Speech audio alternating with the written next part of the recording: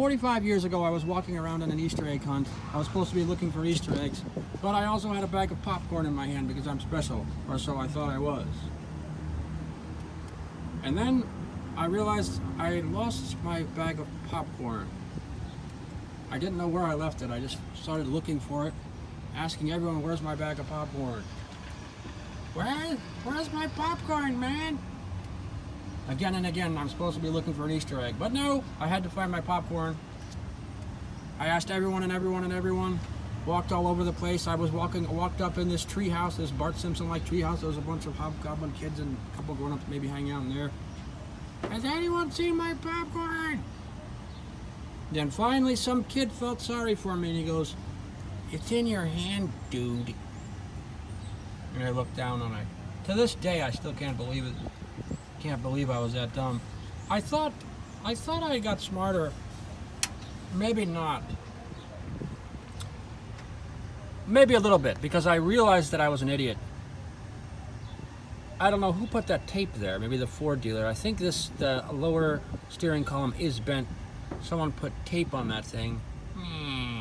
But it is bent. I've looked at a few other ones, so maybe it's not broken. The Ford dealers, free recall, give me a bent lower steering column with a Band-Aid on it, as if it's going to suddenly heal. It's bent, so they put a Band-Aid on it, so maybe it will straighten itself out. I don't know. They ripped me off, but that's not what this video is about. It's about that joint right there. Well, it's about after I replaced that joint, or I took that joint off because I was going to get to replace the impossible nut I can't even get on camera down there. The nut at the bottom of the EGR tube, which I still can't figure out how to get. I could cut it with a tube cutter and then take it off with a socket, but to put the other one in and tighten it, it's impossible to get it wrenched down there. Starting to do it, I detached this steering column. The steering wheel spun off on its own. I had to readjust the clock spring, put the thing back on with the center of the clock spring, put that thing back together and all that. But then I had play in my steering wheel and I'm thinking something broke. I'm asking everyone on YouTube. One guy said it might be this plastic thing under the dashboard and I have to crawl under the dashboard like a Smurf and do a headstand. I said, well, if I'm Smurf height, it doesn't matter if I do a headstand or not, I can see. But it wasn't that, it wasn't this, it wasn't other people's theories. A mechanic said it was my tie rod. I flopped the tie rod on yesterday, my left tie rod. Didn't think that was it, and it wasn't. Other people had other theories, this, that, and the other. And finally, this whole time I'm staring at this thing and saying, what is the problem? There's play in the steering wheel since I did that. So I wiggled the steering wheel back and forth. It's light. After I did the tie rod, I didn't think that would do it, even though the wheel had play before I did the tie rod. The steering wheel's got a light choo-choo, choo-choo, choo-choo.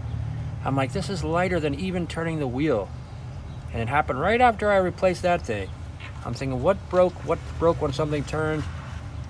And then I turned the wheel, I peeked my head over this, and I reached my arm way back there to the steering wheel. I turned the steering wheel, and I noticed things that 2 or 3 mechanics looked right at it, didn't notice, that when I turn the steering wheel and the upper steering column turns, and of course they're connected, it's connected directly to the lower one, there's only one way to plug it in, that thing turns, but the lower thing doesn't turn with it for the first 1/10 of an inch, which in steering wheel language is 1/10 of a diameter of 1 inch diameter, 3-inch circumference.